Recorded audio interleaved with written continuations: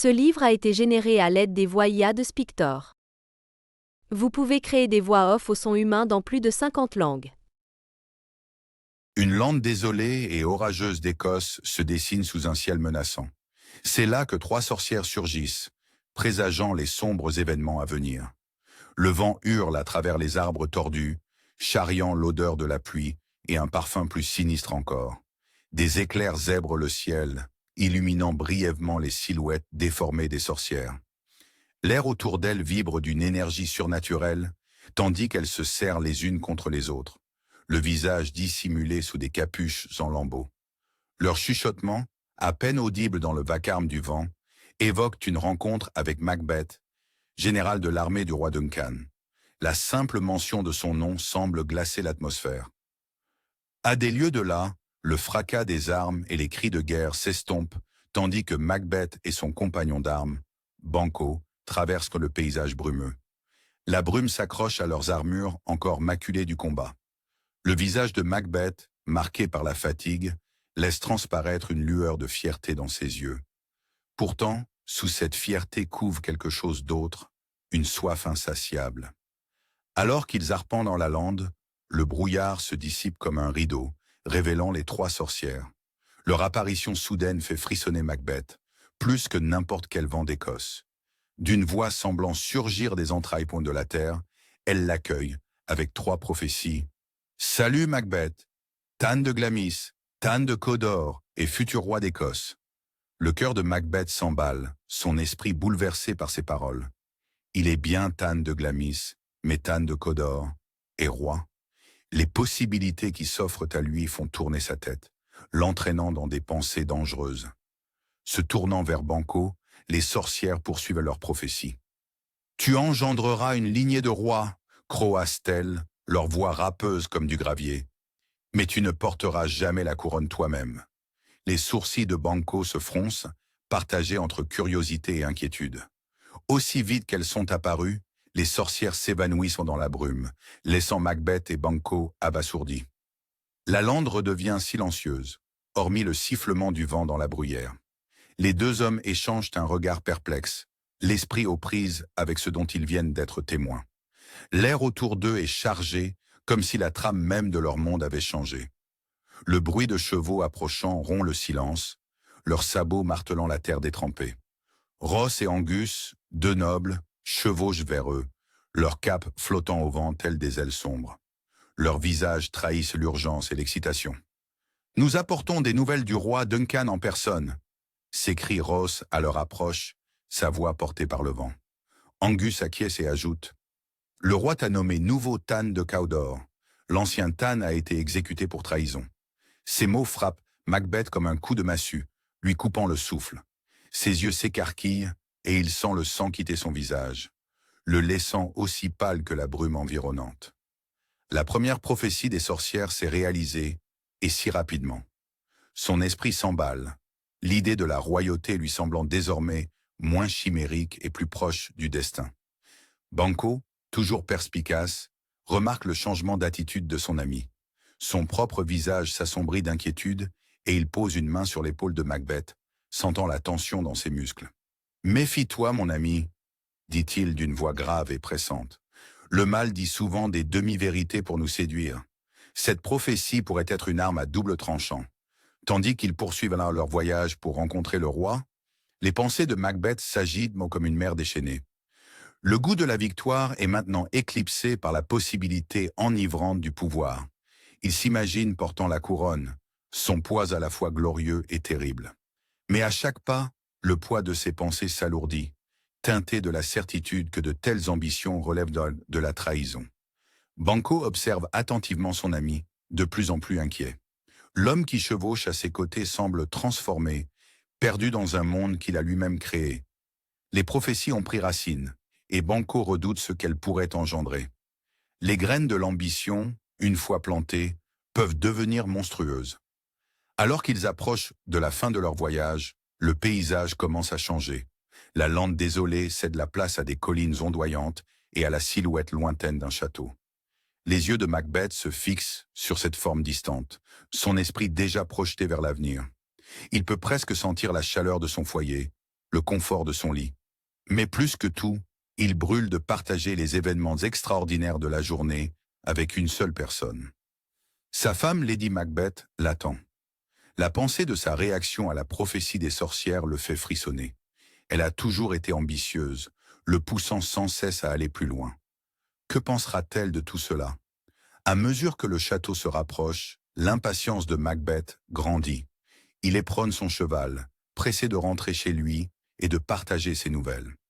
Il est loin de se douter que cet empressement, ce désir ardent de partager la prophétie, déclenchera des événements qui changeront non seulement sa vie, mais aussi le destin de toute l'Écosse. Alors qu'il chevauche vers Inverness, vers sa femme bien-aimée et le confort de son foyer, les rouages du destin se mettent en branle. L'histoire de Macbeth, autrefois synonyme de courage et de loyauté, est sur le point de prendre un tournant sombre et perfide. Macbeth, épuisé par la bataille, mais galvanisé par la prophétie, regagne son château d'Inverness. Son cœur s'emballe à l'approche des remparts familiers, impatient de partager les paroles des sorcières avec son épouse bien-aimée. L'air embaumait la bruyère et la terre humide lorsque Macbeth mit pied à terre, ses bottes s'enfonçant dans le sol détrempé. Le château se dressait devant lui, ses pierres grises semblant murmurer des secrets de pouvoir et de destin. En franchissant le seuil, la chaleur du foyer l'enveloppa, contrastant avec le froid qui s'était niché dans ses os durant le long voyage. Lady Macbeth l'attendait, les yeux brillants d'amour et d'une ambition à peine contenue. Elle se précipita pour embrasser son époux, sa robe de soie bruissant contre les joncs du sol. « Mon amour !» souffla-t-elle d'une voix grave et intense. « Quelles nouvelles apportes-tu » Macbeth s'écarta, les mains légèrement tremblantes en sortant un parchemin plié de sa veste. « Une lettre » dit-il à voix basse. « Il faut que tu la lises sur le champ. » Les doigts de Lady Macbeth tremblent en dépliant la missive, ses yeux dévorant chaque mot. Le parchemin se froisse sous sa main, évoquant le bruissement des feuilles mortes, présage de changement. À chaque ligne, son souffle s'accélère et une lueur s'allume dans son regard. « Mon très cher complice de grandeur », murmura-t-elle, la voix chargée d'émotion. Elle arpenta la pièce, ses jupes ondulant, son esprit s'emballant face aux possibilités qui s'offraient à eux. Les mots de la prophétie embrasaient son esprit, attisant un feu d'ambition menaçant de la consumer. Les traits délicats de Lady Macbeth se durcirent en un masque de détermination. Elle se tourna vers son mari, le regard perçant. « Ta nature, dit-elle d'une voix tranchante, est trop empreinte du lait de la bonté humaine. Cela pourrait nous empêcher d'accéder au pouvoir. » L'atmosphère s'alourdit, comme si les esprits que Lady Macbeth allait bientôt invoquer se rassemblaient déjà. Elle leva les bras, sa voix résonnant contre les murs de pierre. « Dépouillez-moi ici, implora-t-elle, et emplissez-moi de la tête aux pieds de la plus terrible cruauté. » Macbeth observe, partagé entre crainte et malaise. Il aimait sa femme, admirait sa force, mais la noirceur de son regard le faisait frissonner. À la tombée de la nuit, projetant de longues ombres sur les terres du château, Macbeth se retrouve seul sur les remparts. La fraîcheur de l'air écossais ne suffit pas à apaiser la tempête qui fait rage dans son esprit. « Duncan vient ce soir », murmure-t-il, les sourcils froncés. Le poids de la loyauté et de la parenté l'accable comme une force physique, mais les paroles de Lady Macbeth résonnent à ses oreilles, tel un chant de sirène de l'ambition. Son plan, minutieux et impitoyable, se déroule dans son esprit. Il voit les gardes drogués, la chambre sans surveillance, l'éclat d'un poignard au clair de lune. Son estomac se noue, tiraillé entre le désir de pouvoir et les liens de l'honneur. En bas, le château s'agite pour préparer l'arrivée du roi. Le bruit de la vaisselle et l'arôme de la viande rôtie emplissent l'air, contrastant cruellement avec le goût amer de la trahison dans la bouche de Macbeth. Les serviteurs s'affairent, ignorant le complot qui se trame autour d'eux. Alors que le soleil disparaît à l'horizon, peignant le ciel de teintes sanglantes et dorées, Macbeth rejoint son épouse. Ils se tiennent côte à côte sur les marches du château, leurs doigts entrelacés. La chaleur de sa main contraste avec la froideur de son regard. « Es-tu résolu ?» demande Lady Macbeth à voix basse. Macbeth déglutit péniblement, sa pomme d'Adam tressautant. « Je le suis !»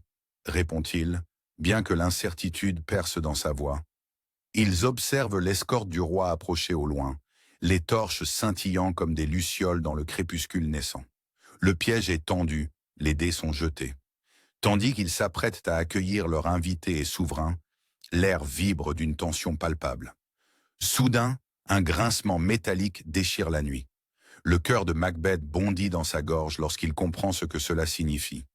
Les lourdes portes du château d'Inverness s'ouvrent, leurs vieux gonds gémissant sous le poids. Le roi Duncan est arrivé. Les lourdes portes du château d'Inverness s'ouvrirent dans un grincement, leurs vieux gonds gémissant sous le poids. Une vague d'excitation parcourut la cour à l'arrivée du roi Duncan, et de sa suite, le bruit des sabots résonnant sur les pavés. Lady Macbeth sortit du château, sa robe émeraude bruissant doucement, tandis qu'elle descendait les marches usées. Son visage affichait un masque de chaleur et de bienvenue, mais ses yeux brillaient d'un feu secret. Alors qu'elle s'approchait du groupe royal, la lueur vacillante des torches projetait des ombres dansantes sur ses traits, lui conférant une allure presque surnaturelle. « Votre Majesté » susurra-t-elle en faisant une profonde révérence. « Inverness est honoré de votre présence. Notre modeste château est à votre entière disposition. » Le visage fatigué du roi Duncan s'illumina d'un sourire sincère lorsqu'il serra les mains de Lady Macbeth. « Ma chère Lady Macbeth, votre hospitalité est déjà digne des étoiles. Quelle ambiance délicieuse vous avez créée. » Le château bourdonnait d'activité, les serviteurs s'affairant, les bras chargés de plateaux de mets fumants et de pichets de vin généreux. L'air était chargé des arômes de viande rôtie, de pain frais et d'épices douces. C'était un festin digne d'un roi, et cette pensée fit naître un sourire secret sur les lèvres de Lady Macbeth.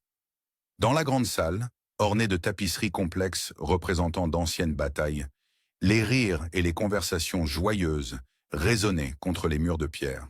Le roi Duncan, assis en bout de table, leva haut son gobelet. « Un toast !»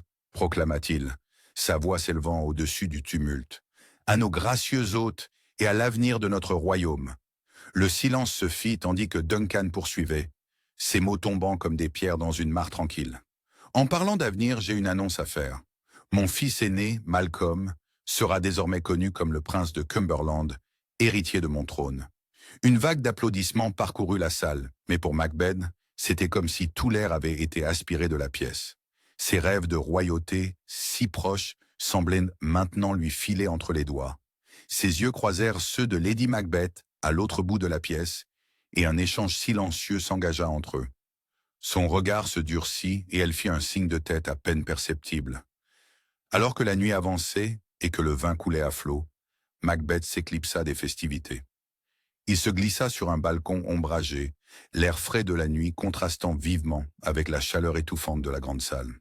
Le poids de ses actes imminents l'oppressait comme une force physique, lui coupant le souffle. « Cette dague que je vois devant moi, la poignée vers ma main ?»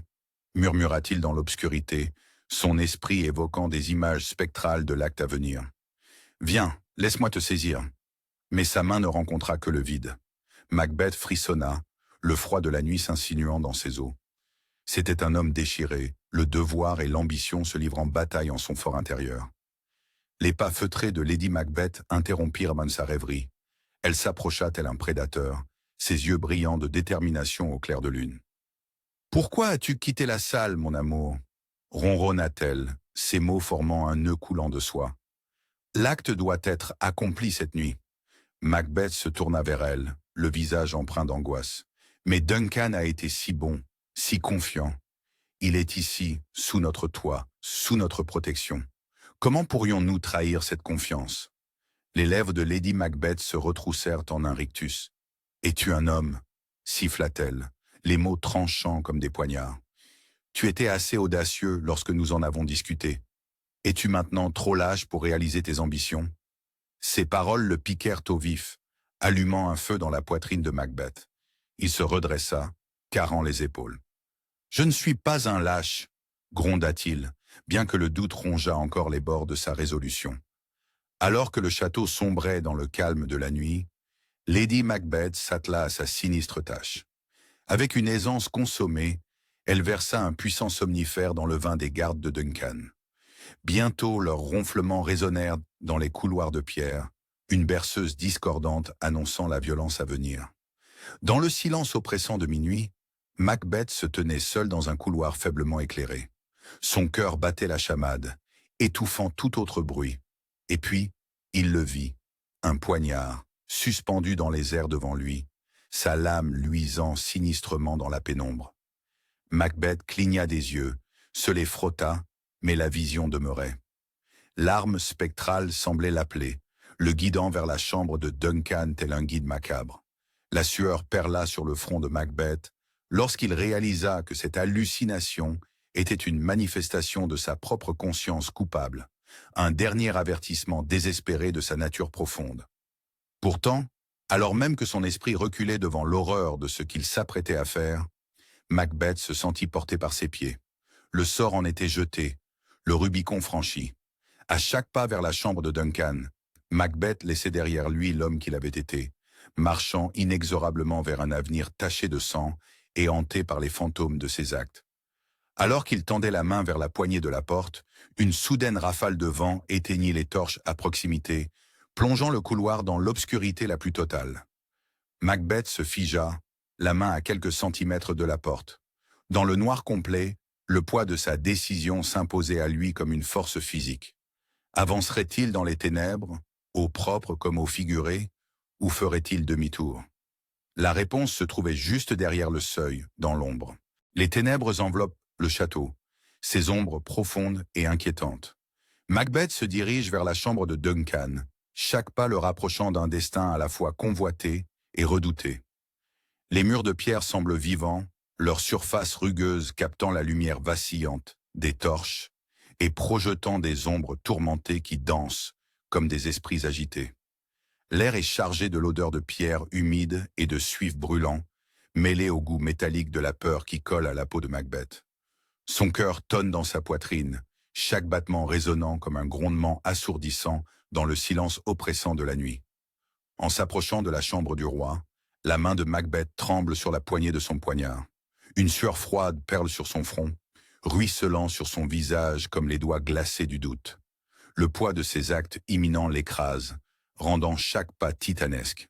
À l'intérieur, Duncan dort paisiblement, sa poitrine se soulevant et s'abaissant régulièrement. Macbeth hésite, sa détermination vacille comme la flamme d'une bougie dans un courant d'air. La pièce semble tournoyer autour de lui, la réalité se brouillant, tandis qu'il lève la dague. Sa surface polie capte la faible lumière, reflétant l'expression torturée de Macbeth. L'acte lui-même n'est qu'un flou de mouvements et de sons étouffés. Le doux murmure de la lame dans la chair, un souffle vite réprimé, puis le silence. Macbeth recule en trébuchant, les mains couvertes d'un sang qui semble lui brûler la peau. L'odeur métallique s'accroche à lui comme une seconde peau, menaçant de l'étouffer. Lorsqu'il revient vers Lady Macbeth, ses yeux sont hagards, hantés par l'énormité de son acte. « J'entends des voix », murmure-t-il, sa voix craquant comme des feuilles mortes. Ouais, elle crie. « Ne dormez plus, Macbeth a assassiné le sommeil. » Il regarde ses mains, voyant non seulement le sang, mais aussi la tache de sa culpabilité qui se répand comme une marée noire. « Je ne dormirai plus. » Le visage de Lady Macbeth se durcit, ses yeux brillent comme des éclats de glace dans la pénombre. « Lave-toi les mains !» siffle-t-elle d'une voix tranchante. « Mets ta chemise de nuit. Tu ne dois pas avoir l'air si pâle. » Ces mots sont une gifle qui sort Macbeth de sa spirale de culpabilité. Mais Macbeth est perdu dans sa propre horreur, piégé dans un labyrinthe qu'il a lui-même créé. « Je n'ai pas pu dire « Amen » quand ils ont prié, marmonne-t-il, ces mots dégringolants comme des cailloux. Le mot me restait en travers de la gorge. Avec un soupir de frustration qui en dit long sur son mépris, Lady Macbeth arrache les dagues ensanglantées des mains de Macbeth. « Lâche !» crache-t-elle, le mot restant suspendu entre eux comme une chose palpable. Sa détermination est inébranlable tandis qu'elle se dirige résolument vers la scène du crime, ses pas résonnant dans les couloirs vides. Dans la chambre de Duncan, elle enduit les gardes endormis de sang, ses gestes rapides et efficaces. L'acte est froid, calculé, en contraste frappant avec l'état de frénésie de Macbeth. Lorsqu'elle dépose les armes à côté des gardes, un sourire sinistre se dessine au coin de sa bouche, la satisfaction brillant dans ses yeux. À l'aube, alors que le ciel se teinte de rose et d'or, semblant se moquer de la noirceur des événements de la nuit, Un grand coup résonne dans le château. Le son se réverbère à travers les murs de pierre, chaque coup martelant la conscience coupable de Macbeth. Macduff et Lennox arrivent, leur voix portant dans l'air matinal, inconscients de l'horreur qui les attend. Macbeth, vêtu d'habits propres qui dissimulent les preuves de son crime, les conduit à la chambre de Duncan. Son visage est un masque de choc lorsqu'il découvre le corps du roi, sa prestation suffisamment convaincante pour tromper les nobles qui ne se doutent de rien. Le chaos éclate quand l'alarme est donnée. L'air se charge de tension et de suspicion, le parfum de la peur se mêlant à l'odeur persistante du sang. Au milieu de la confusion, Lady Macbeth feint l'évanouissement, son corps s'effondrant avec la grâce d'une comédienne, détournant l'attention de son mari. Les fils de Duncan, Malcolm et Donalbain, se blottissant dans un coin, leurs jeunes visages marqués par la peur et la confusion. « Nous ne sommes pas en sécurité ici », chuchote Malcolm à son frère, ces mots à peine audibles dans l'agitation croissante. « Nous devons fuir ». Alors que les frères s'enfuient précipitamment, Macbeth saisit l'occasion de consolider son alibi. Dans une démonstration de rage apparente, il tue les gardes, son épée scintillant dans la lumière du petit matin. « Leur culpabilité m'a poussé à cet acte impulsif », déclare-t-il, sa voix résonnant d'une fausse conviction. Mais tous ne sont pas convaincus. Banquo et Macduff échangent des regards méfiants, les graines du doute prenant racine dans leurs esprits. Leurs yeux se plissent en observant Macbeth, notant le léger tremblement de ses mains et le regard sauvage qui persiste malgré son apparence calme. Alors que la poussière retombe et que la vérité sur la mort de Duncan s'impose, une nouvelle réalité émerge. Avec la mort du roi et la fuite de ses héritiers, Macbeth se retrouve en position de successeur au trône. La prophétie des sorcières s'est réalisée, mais alors qu'il accède à sa nouvelle position de roi d'Écosse, le poids de ses actes l'écrase. La couronne, autrefois symbole de puissance et de gloire, lui apparaît désormais comme un cercle de fer qui se resserre autour de sa tête. Alors que Macbeth se tient devant ses sujets, dont les visages sont empreints d'un mélange d'émotions, peur, crainte, suspicion, il ne peut se défaire du sentiment que ce n'est qu'un début. La salle du trône semble s'étendre à l'infini devant lui, le chemin vers le véritable pouvoir soudain parsemé de dangers invisibles. Au loin, les vieilles pierres de Scone se profilent, sentinelles silencieuses attendant le couronnement de leur nouveau roi et de leur nouvelle reine. Alors que la nuit tombe à nouveau, Macbeth ne parvient pas à trouver le sommeil, son esprit s'emballant devant les possibilités et les dangers qui l'attendent. Quel prix devra-t-il payer pour son ambition? Et surtout, quel sera le prix à payer pour l'Écosse? Les vieilles pierres de Scone demeurent muettes, témoins d'un événement crucial. Macbeth et Lady Macbeth s'apprêtent à être couronnés rois et reines d'Écosse, leur destin se jouant devant une foule méfiante. L'atmosphère est tendue lorsque le couple royal s'approche du trône. Les couronnes d'or scintillent dans la pâle lumière du soleil, leur éclat contrastant vivement avec l'ambiance sombre. Quand les couronnes se posent sur leur tête, un souffle collectif parcourt l'assemblée. Des murmures serpentent dans la foule telle une rumeur insidieuse. Les nobles échangent des regards en coin, leurs yeux trahissant des soupçons sur la mort prématurée de Duncan et la disparition opportune de ses fils. L'air est chargé d'accusations tacites, rendant la respiration difficile. Banquo se tient à l'écart, le visage empreint d'une profonde réflexion. La prophétie des sorcières résonne dans son esprit, refusant de s'estomper. Lorsque Macbeth ceint la couronne, un frisson parcourt l'échine de Banquo. Les pièces du puzzle s'assemblent, formant une image aussi limpide qu'inquiétante. Dans le calme qui suit le couronnement, Banquo se perd dans un tourbillon d'émotions contradictoires. L'espoir et la peur s'affrontent dans lui, se disputant la primauté. Les paroles des sorcières, prédisant que ses propres descendants deviendraient rois, dansent à la lisière de sa conscience, à la fois exaltante et terrifiante. Macbeth, désormais paré des attributs de la royauté, ressent le poids de la couronne comme un étau se resserrant autour de son cou. Ses yeux scrutent nerveusement les visages, à l'affût du moindre signe de trahison. La sueur perle sur son front, tandis qu'il force un sourire, conviant Banquo et Fliance à un banquet royal. Les mots ont un goût amer dans sa bouche. À la tombée de la nuit, les ombres rampent le long des murs du château, tels des doigts crochus. Macbeth rejoint Lady Macbeth dans un recoin isolé, sa voix tremblante trahissant ses craintes. « Banquo en sait trop », chuchote-t-il, les mots pesant lourd dans l'air. Et la prophétie, elle menace tout ce que nous avons acquis. Les yeux de Lady Macbeth brillèrent d'un éclat dangereux à la lueur vacillante des torches. Son esprit fourmille de plans, chacun plus impitoyable que le précédent. « Alors il faut agir !» siffle-t-elle, ses mots aussi tranchants qu'une lame.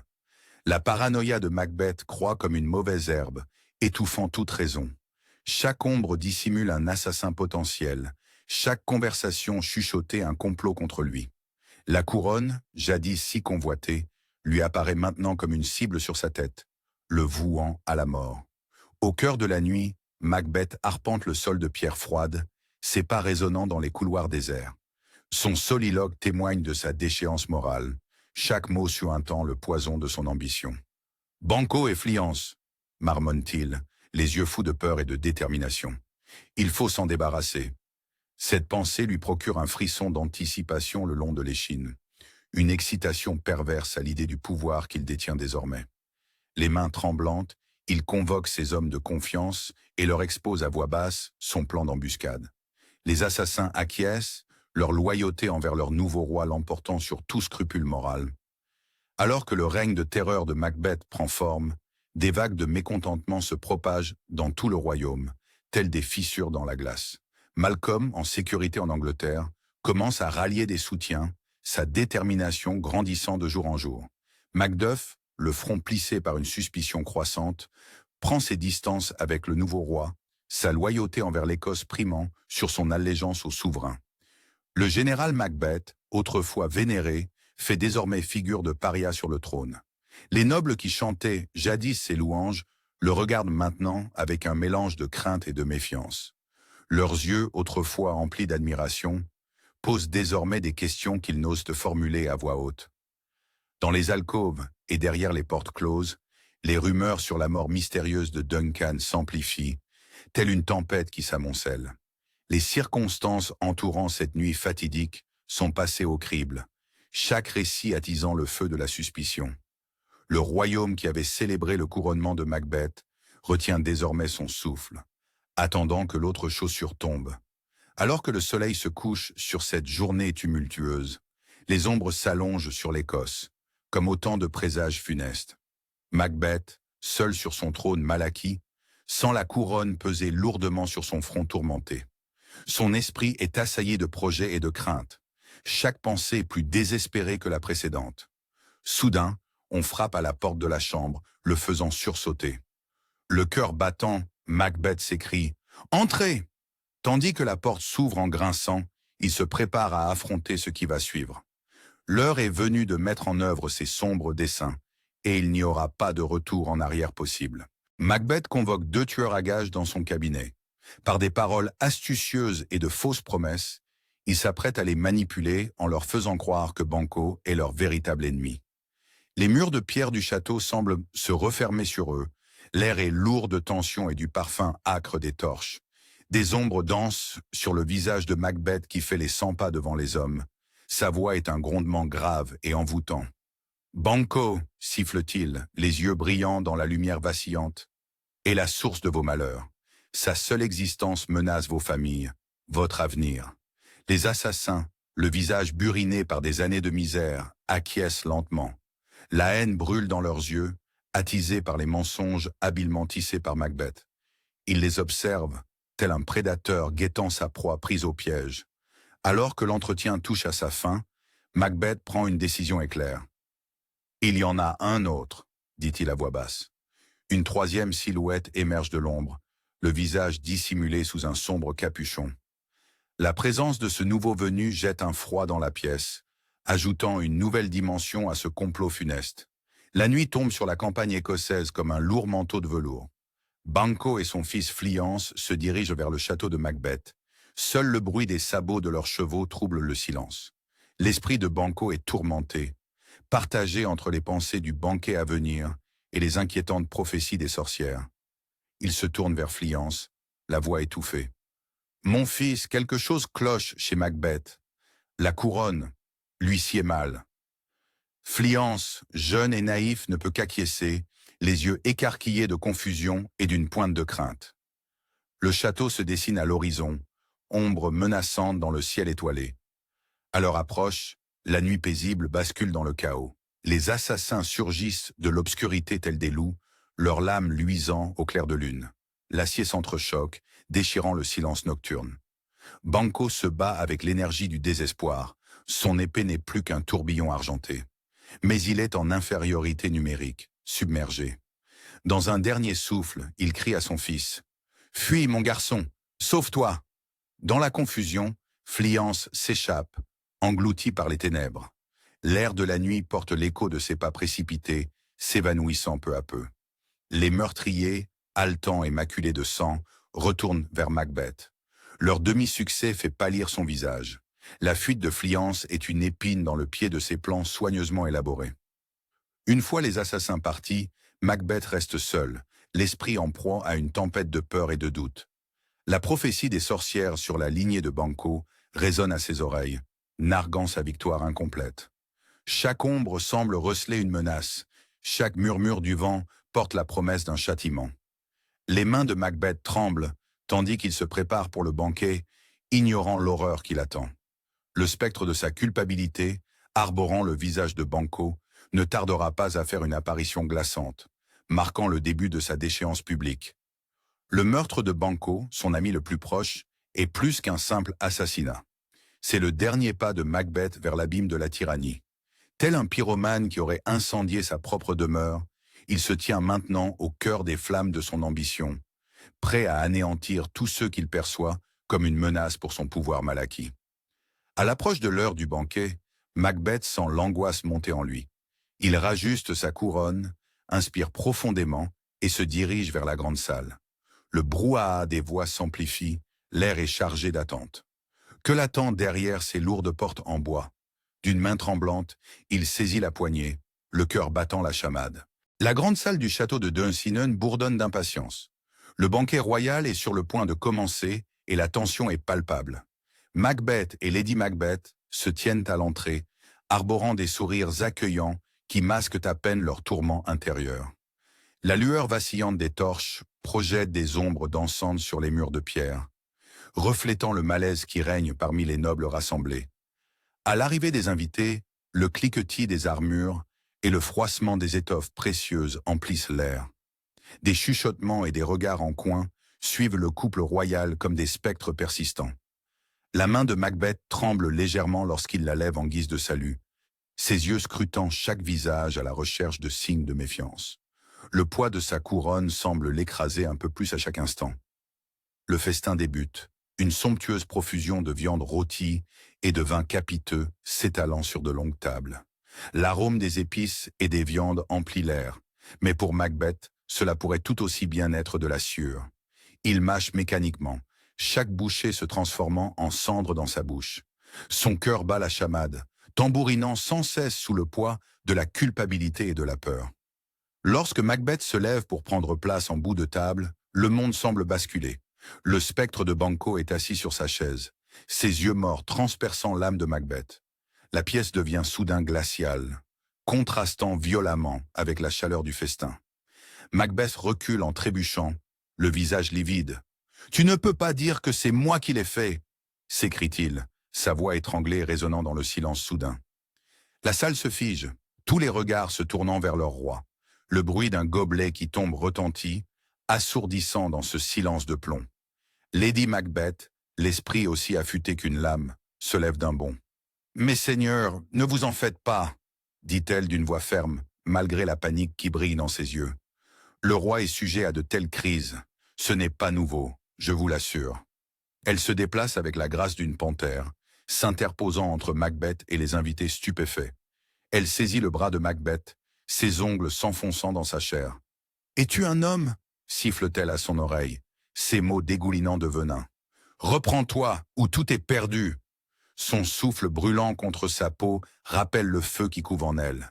Le fantôme disparaît, se dissipant comme la brume au soleil. Macbeth secoue la tête, des gouttes de sueur perlant sur son front. Il force un rire, mais le son sonne faux. Levant son gobelet, il s'exclame. « À notre cher ami Banco, qui devrait être parmi nous. À Banco !»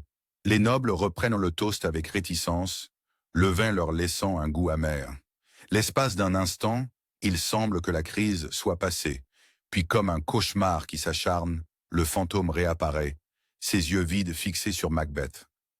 Cette fois, la réaction de Macbeth est violente. Il bondit en arrière, renversant sa chaise dans un fracas qui résonne comme un coup de tonnerre. « Va-t'en, disparais de ma vue !» rugit-il, les yeux fous de terreur. « Que la terre t'engloutisse !» Sa voix se brise, écrasée par la peur et le désespoir. Le chaos s'empare de la salle. Seigneurs et dames se précipitent hors de leur siège, certains dégainant leurs armes, d'autres reculant de peur. Le raclement des chaises et le bruit de la vaisselle qui se brise créent une cacophonie de panique. Lady Macbeth perd enfin son sang-froid, son visage n'étant plus qu'un masque de désespoir. « Mes nobles seigneurs !» s'écrie-t-elle, la voix étranglée par la panique. « Je vous en prie, partez! Le roi est souffrant. Nous devons nous occuper de lui sur le champ. » Ces mots se bousculent, empreints d'une terreur à peine dissimulée. Alors que les invités s'enfuient comme des feuilles emportées par le vent, Macbeth reste seul au centre de la pièce, haletant. Le poids de ses crimes l'écrase comme une force physique, menaçant de l'anéantir. La salle, autrefois grandiose, ressemble désormais à un tombeau, silencieuse et oppressante.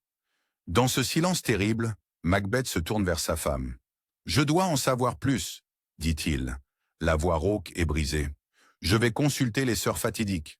Avec ce pouvoir mal acquis, je nage à contre-courant. Je dois connaître mon destin. » Ses yeux brillent d'un éclat fiévreux, brûlant d'un besoin désespéré de réponse. Son regard se durcit, une nouvelle peur s'insinuant en lui comme une plante vénéneuse. « Et Macduff? Où était Macduff ce soir ?» murmure-t-il, plus pour lui-même que pour Lady Macbeth. « J'aurai des espions dans toutes les maisons des nobles. On ne peut faire confiance à personne. Personne. » Alors que les derniers échos du désastreux banquet s'estompent, Macbeth se tient seul dans la salle vide, roi entouré de fantômes et d'ombres. Son règne bâti sur le sang et la trahison commence à s'effondrer et le goût des cendres emplit sa bouche. Les torches vacillent, projetant des ombres monstrueuses sur les murs. À cet instant, Macbeth sent le poids de ses actes l'écraser. Il serre les poings, ses ongles s'enfonçant dans ses paumes. Une froide détermination s'empare de lui comme un linceul. Il ne laissera pas ce pouvoir lui échapper, quel qu'en soit le prix. Jetant un dernier regard à la salle désormais vide, Macbeth se dirige vers la porte, l'esprit déjà rempli de machinations. Les sorcières détiennent la clé de son avenir, et il ne reculera devant rien pour la saisir.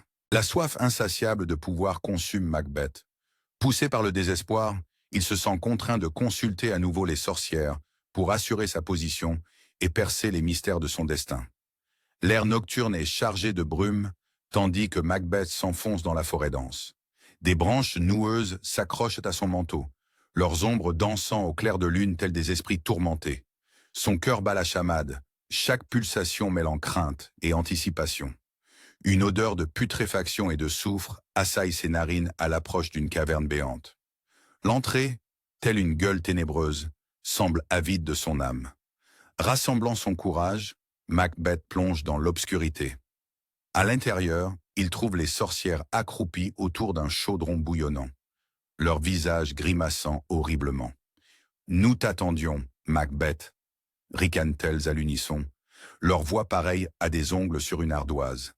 Rejointes par Hécate, déesse de la sorcellerie, les mégères entament leur sombre rituel. L'air crépite d'une énergie surnaturelle tandis qu'elle psalmodie, les brumes tourbillonnantes formant 3 apparitions spectrales. La première se matérialise, une tête armée, flottant comme un trophée macabre. Ses yeux vides fixent Macbeth en grondant. « Méfie-toi de Macduff !» L'avertissement fait frissonner Macbeth avant que l'apparition ne s'évanouisse. À peine a-t-il le temps de comprendre que la deuxième apparition se manifeste. Un enfant, innocent mais ensanglanté, parle d'une voix étrangement mûre. « Nul homme né d'une femme ne pourra nuire à Macbeth. » L'espoir vacille dans la poitrine de Macbeth. Serait-ce une promesse d'invincibilité? Ses lèvres s'étirent en un rictus lorsque la troisième apparition prend forme. Un enfant couronné tenant un arbre. Il proclame royalement « Macbeth ne sera jamais vaincu tant que la forêt de Birnam ne marchera pas sur la colline de Dunsinane. » Enhardi par ces conditions apparemment impossibles, Macbeth se sent invincible. Pourtant, un doute le taraude. Dites-moi, demande-t-il, sa voix résonnant contre les parois humides, les descendants de Banquo hériteront-ils du trône? Les sorcières échangent des regards complices, leurs yeux brillants de malice. En réponse, elles évoquent une vision terrifiante. Un défilé de 8 rois, chacun ressemblant étrangement à Banquo. Derrière eux, le spectre de Banquo les suit, un sourire triomphant flottant sur ses lèvres fantomatiques. Cette vision frappe Macbeth de plein fouet. Il recule en chancelant, sa confiance s'effritant. La prophétie originelle sur la lignée de Banquo résonne à ses oreilles, lui rappelant cruellement que ses actes sanglants n'auront peut-être servi à rien. Alors que la vision s'estompe, laissant Macbeth ébranlé jusqu'au tréfonds de son être, un messager fait irruption dans la caverne. Haletant et l'air affolé, il apporte des nouvelles qui sèment une nouvelle vague de panique dans l'esprit déjà troublé de Macbeth. « Monseigneur », souffle le messager, ses mots perçant l'air épais. Macduff s'est enfui en Angleterre. À cet instant, la peur de Macbeth se mue en une résolution froide et implacable. Il voit dans la fuite de Macduff une menace directe pour son pouvoir. Une menace qu'il faut écraser sans délai ni pitié. Sans hésiter, Macbeth prend une décision qui marquera un nouveau palier dans la cruauté de son règne. Les yeux brûlants d'un mélange de peur et de détermination, il aboie ses ordres. Au château de Macduff, nous frapperons son cœur en anéantissant tout ce qui lui est cher. Tandis que Macbeth sort en trombe de la caverne, les rires des sorcières résonnant derrière lui, le poids de ses choix pèse lourdement dans l'air. Sa foi aveugle dans les prophéties et sa réaction brutale face à celles-ci ont préparé le terrain pour les derniers actes tragiques de son règne. À chaque pas, Macbeth s'enfonce davantage dans la tyrannie et la folie. La forêt semble se refermer sur lui, les branches tendues comme des doigts accusateurs. Au loin, il croit presque entendre les cris des innocents qui vont encore être massacrés. Alors qu'il émerge de la forêt, les premières lueurs de l'aube pointent à l'horizon. Mais pour Macbeth, il n'y aura pas de nouveau jour, seulement une obscurité grandissante. Son esprit est assailli de visions de sang et de vengeance, rongé par la paranoïa et l'avertissement des sorcières concernant Macduff. Ses pensées le poussent à des mesures désespérées et à une décision qui scellera à jamais son destin. L'esprit de Macbeth est rongé par la paranoïa et la mise en garde des sorcières concernant Macduff. Ses pensées le poussent à des actes désespérés, l'amenant à ordonner une attaque sauvage contre le château de Macduff à Fife. La nuit était lourde, enveloppée d'un silence oppressant qui semblait étouffer tout bruit. Un groupe d'assassins, le visage dissimulé sous des capuches sombres, s'approche de la demeure sans méfiance. Le clair de lune miroitait sur leurs lames, projetant des ombres sinistres sur les murs du château. À l'intérieur, Lady Macduff était assise près de l'âtre crépitant, ses enfants blottis contre elle, leur rire contrastant cruellement avec le danger imminent. Plus tôt dans la journée, Lady Macduff avait arpenté le sol de pierre froide, ses pas résonnant dans les couloirs déserts. Son cœur se serrait d'inquiétude et de confusion. « Pourquoi nous aurait-il abandonnés ?» murmura-t-elle, la voix à peine audible. « Ne se soucie-t-il pas de notre sécurité ?» Son jeune fils, d'une sagesse précoce, avait tenté de la réconforter. « Mère, avait-il dit, sa petite main tendue vers la sienne, ses yeux écarquillés d'innocence. Père doit avoir de bonnes raisons. Il n'est pas un traître. » Ces paroles, censées apaiser, semblaient maintenant une cruelle ironie, alors que les assaillants faisaient irruption. L'air s'emplit de cris et du fracas de l'acier. La chaude lueur du feu est éclipsée par l'éclat des lames et la terreur dans les yeux des innocents. Lady Macduff, poussée par son instinct maternel, tenta désespérément de protéger ses enfants. Son cœur battait la chamade, prêt à exploser. Son jeune et courageux fils, à peine assez grand pour manier l'épée, se dressa devant sa mère avec défi. « Tu ne la toucheras pas !» s'écria-t-il, sa voix tremblante de peur et de détermination. Mais son courage ne fait pas le poids face à la brutalité des hommes, de Macbeth. La posture de défi du garçon s'effondre au premier coup. Le massacre est rapide et impitoyable. Les couloirs du château de Macduff, jadis chaleureux, sont maintenant maculés du sang des innocents. Alors que les derniers cris s'éteignent, les meurtriers s'évanouissent dans la nuit, laissant derrière eux une scène d'horreur inimaginable. L'air était chargé de l'odeur métallique du sang et de la puanteur âcre de la peur. La nouvelle de l'atrocité se répandit comme une traînée de poudre à travers l'Écosse. Dans les tavernes et sur les places de marché, les gens se cernent les uns contre les autres, leur voix étouffée par la peur lorsqu'ils évoquent la descente de Macbeth dans la folie.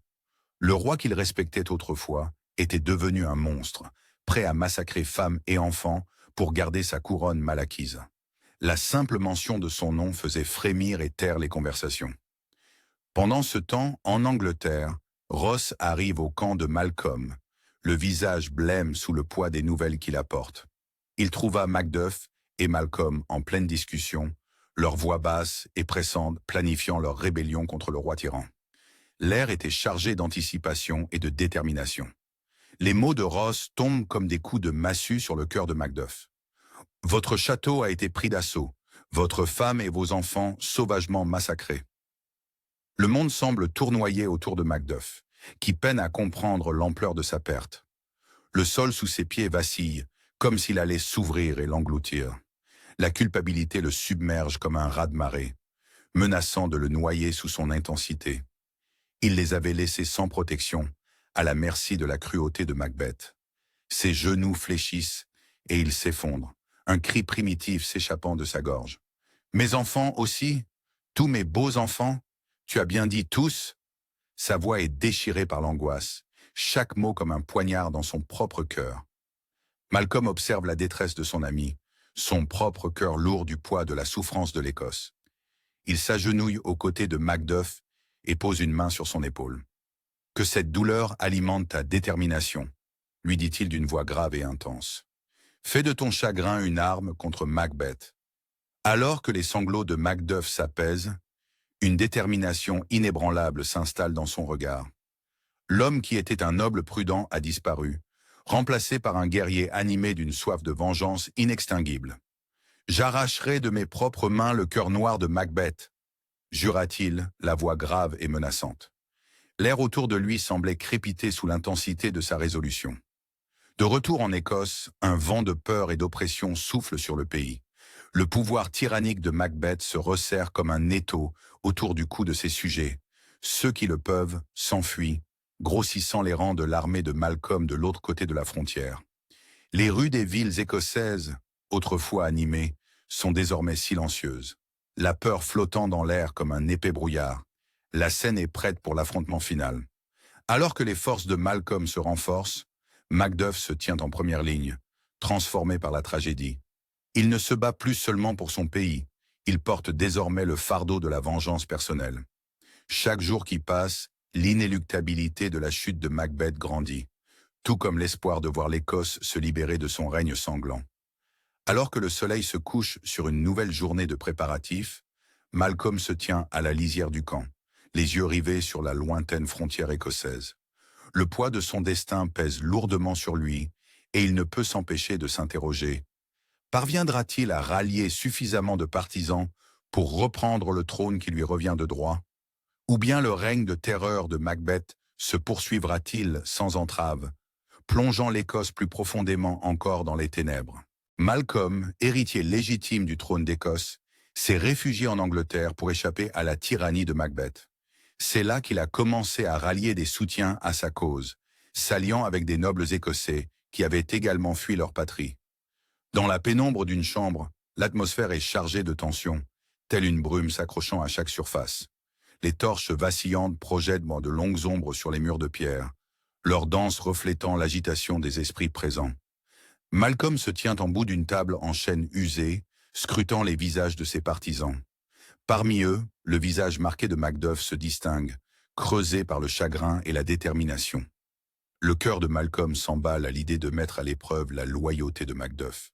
Prenant une profonde inspiration, il s'apprête à tisser son mensonge. « Mes amis, commence-t-il d'une voix basse empreinte d'une fausse honte, je dois vous faire un aveu. » Le silence s'abat sur la pièce. Seul le doux crépitement des flammes se fait entendre. Malcolm poursuit, ses mots tombant comme des pierres dans une eau calme. « Je suis un homme aux appétits insatiables. Ma cupidité est sans limite et ma luxure ferait rougir les étoiles. Je suis dépourvu de toutes les vertus qu'un bon roi devrait posséder. » Tandis que Malcolm parle, l'ambiance change de façon palpable. L'air s'alourdit, pesant sur l'assemblée comme un fardeau. L'expression de Macduff passe de l'espoir au désespoir, ses yeux s'assombrissant à chaque mot prononcé. « Hélas, pauvre Écosse !» se lamente Macduff, sa voix à peine audible. Ses paroles semblent suspendues dans l'air, témoignant de la profondeur de son angoisse. Sous un tel souverain, notre pays bien-aimé souffrirait davantage que sous la poigne de fer de Macbeth. Le cœur de Malcolm se gonfle de soulagement face à la réaction sincère de Macduff. Tel un orage qui se dissipe pour laisser place au soleil, il change d'attitude. Un sourire se dessine sur son visage et il pose une main rassurante sur l'épaule de Macduff. « N'ayez crainte, mon ami, je ne faisais que tester votre loyauté et vous vous êtes montré fidèle. » La salle éclate en un concert de soupirs de soulagement et de murmures d'approbation. La tension qui régnait quelques instants plus tôt se dissipe comme une brume matinale, laissant place à une vague d'espoir et de détermination renouvelée. L'air purifié, Malcolm et ses alliés se consacrent à la planification de leur invasion. Le roi Édouard d'Angleterre, bienveillant maître d'échecs dans ce jeu de trône, fournit 10 000 soldats pour soutenir leur cause. À mesure que la nouvelle du retour de Malcolm se répand, d'autres tannes écossais rallient leur camp, leur nombre grossissant comme une rivière après la fonte des neiges. Les rapports en provenance d'Écosse dressent un tableau sinistre, chaque mot comme un coup de pinceau sur une toile de désespoir.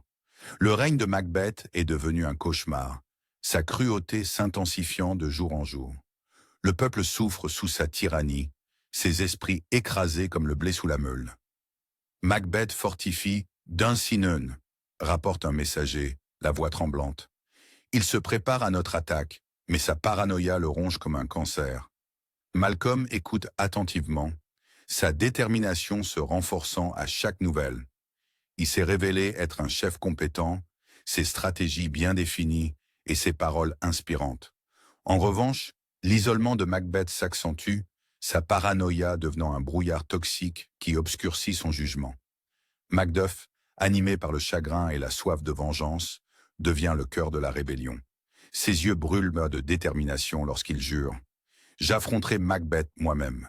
Ma lame goûtera son sang et l'Écosse sera libre. » Ces mots restent suspendus dans l'air, lourds de promesses et de vengeance. Alors que les rebelles se préparent à marcher, la situation en Écosse s'aggrave. Le règne de Macbeth est devenu erratique, ses décisions aussi imprévisibles qu'une mer déchaînée. La nation, autrefois fière, se recroqueville désormais sous l'ombre de son roi tyran.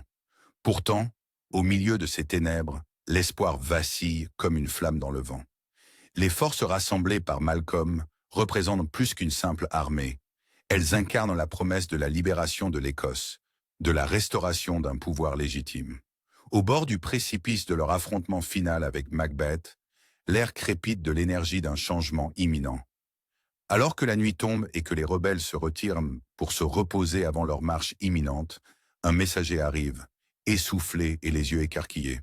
« Monseigneur, dit-il en s'adressant à Malcolm, des nouvelles d'Écosse, il s'agit de la reine. » Ces paroles s'interrompent, laissant place à un silence glacial qui laisse entrevoir l'agitation qui règne de l'autre côté de la frontière, là où Lady Macbeth perd la raison, comme le sable dans un sablier. Le poids de leurs crimes accable Lady Macbeth en Écosse.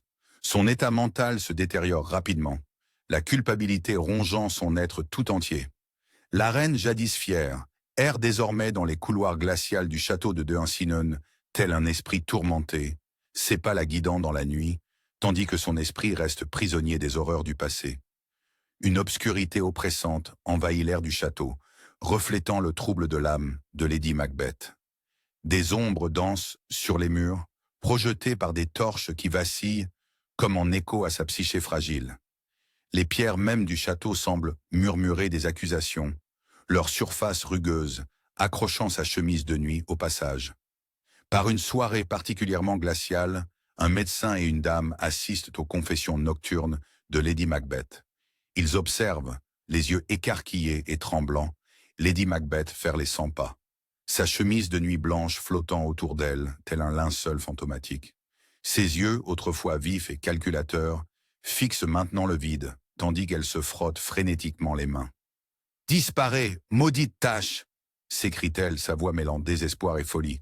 « Disparais, je te dis !»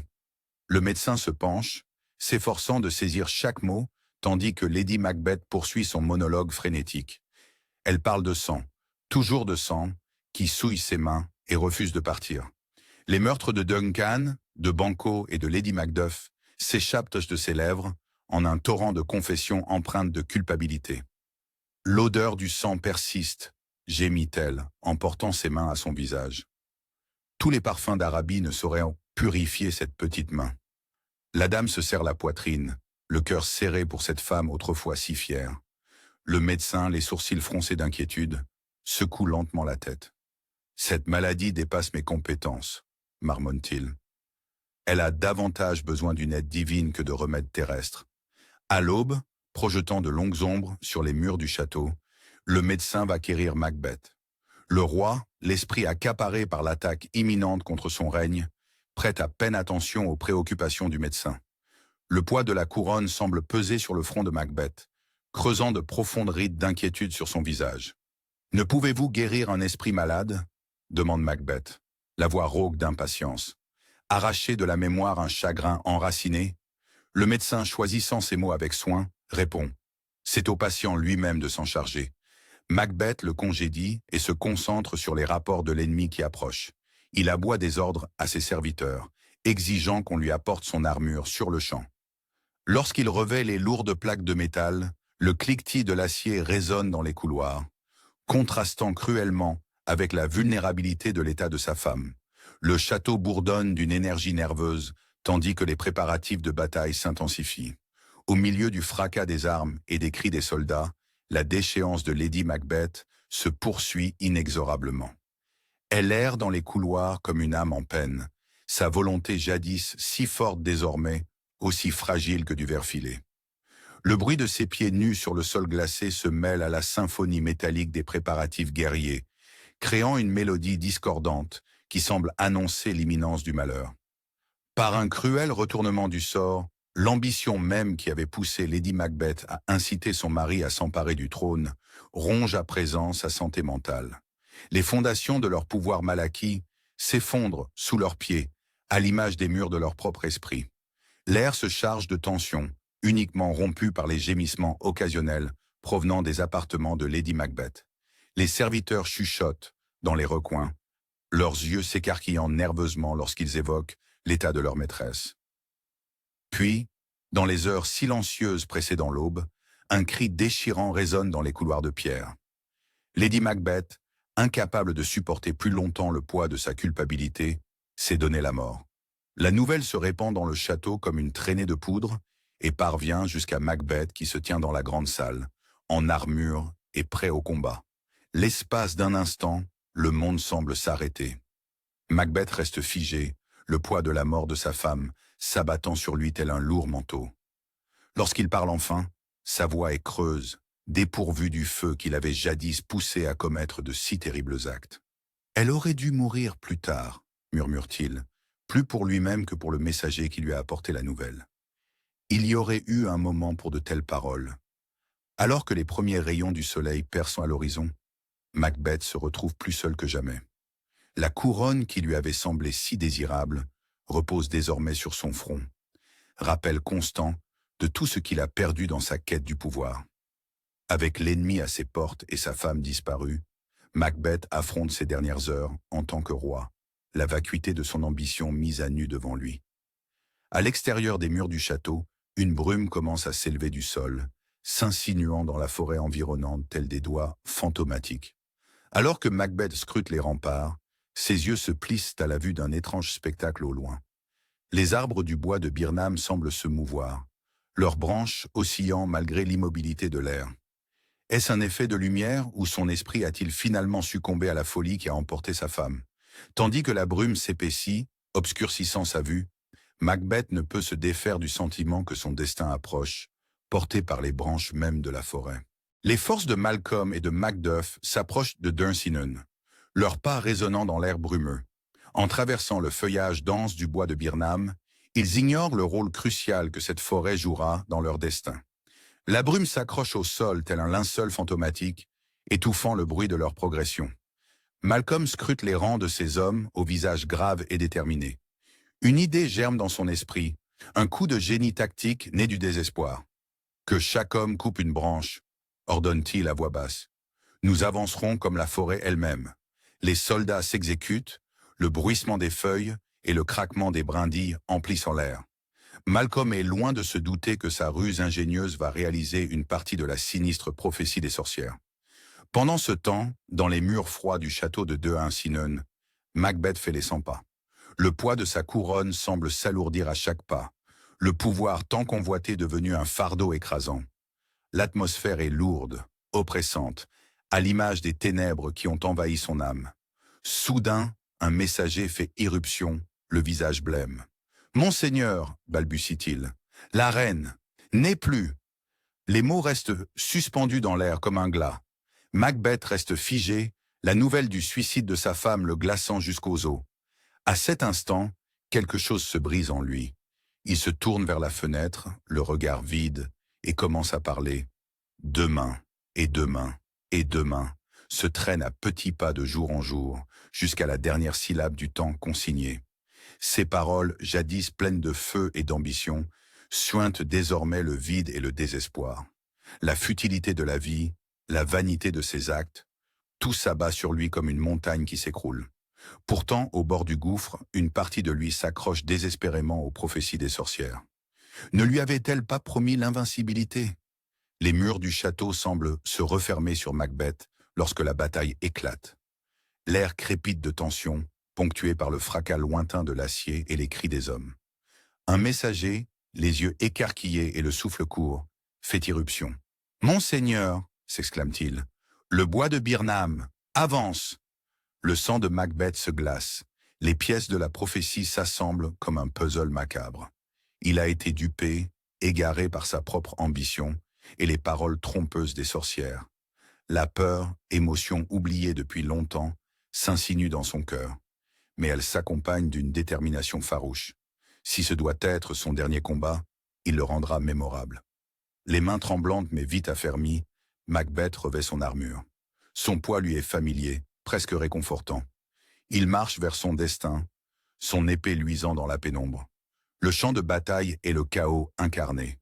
Les hommes s'affrontent, l'acier résonne contre l'acier, et l'air est chargé de l'odeur métallique du sang. Macbeth se bat comme un possédé, sa lame trouvant sa cible sans relâche. Le jeune Siward, fils du général anglais, tombe sous ses coups, témoignant de sa férocité. Mais le destin lui réserve un dernier tour cruel. Dans la mêlée, Macbeth se retrouve face à Macduff. Un sourire sinistre se dessine sur ses lèvres lorsqu'il se rappelle la prophétie. « Je ne crains aucun homme né d'une femme », déclare-t-il, la voix empreinte d'une fausse assurance. La réponse de Macduff le frappe de plein fouet. « J'ai été arraché avant terme du ventre de ma mère », gronde-t-il, les yeux brillants d'une juste fureur. À cet instant, le monde de Macbeth s'écroule. Les derniers vestiges d'espoir s'envolent comme du sable entre ses doigts. Il voit clairement la nature trompeuse des paroles des sorcières, le piège dans lequel il s'est jeté tête baissée. Pourtant, alors que le désespoir menace de l'engloutir, l'esprit guerrier de Macbeth s'enflamme. Il lève son épée et relève le défi de Macduff. Leur duel est féroce, une danse d'acier et de vengeance. Mais à la fin, c'est Macduff qui l'emporte. D'un dernier coup décisif, il terrasse Macbeth. Alors que la vie quitte Macbeth, les bruits de la bataille s'estompent. Le monde semble ralentir. Le chaos de la guerre cède la place à un calme inquiétant. Ses dernières respirations sont superficielles, ses yeux fixés sur le ciel. Dans ces ultimes instants, le poids de ses actes, le prix de son ambition, l'écrase. Dans un dernier souffle, le roi tyran n'est plus. Malcolm, entouré de ses troupes victorieuses, est couronné nouveau roi d'Écosse. Sa voix, forte et claire, retentit sur le champ de bataille ensanglanté. Il parle de guérison, de justice, d'une nouvelle ère pour leur nation meurtrie. Alors que le soleil commence à décliner, projetant de longues ombres sur le pays, un sentiment d'espoir naît. L'air se remplit d'acclamations lorsque Malcolm est proclamé roi légitime. Le peuple, longtemps opprimé sous le règne de terreur de Macbeth, ose rêver d'un avenir meilleur. Au crépuscule, les premières étoiles percent les nuages, comme autant de lueurs d'espoir dans le ciel qui s'assombrit. Le règne de la terreur est terminé et, avec lui, s'ouvre la promesse d'une paix et d'un gouvernement légitime pour l'Écosse. Alors que Malcolm se tient devant son peuple, la couronne posée sur son front, Il sent le poids de la responsabilité peser sur ses épaules. Mais contrairement à Macbeth, il l'accueille avec détermination, prêt à conduire sa nation vers un nouveau chapitre de son histoire tumultueuse. À la tombée de la nuit, le champ de bataille s'apaise. On honore les morts, on soigne les blessés. Au loin, les lumières du château de Dunsinane scintillent, non plus symbole de tyrannie, mais lueur d'espoir pour une nation renaissante. La roue du destin a tourné et l'Écosse, meurtrie mais indomptée, est prête à affronter l'aube d'un jour nouveau. Ce livre a été généré à l'aide des voix IA de Spictor. Vous pouvez créer des voix off au son humain dans plus de 50 langues.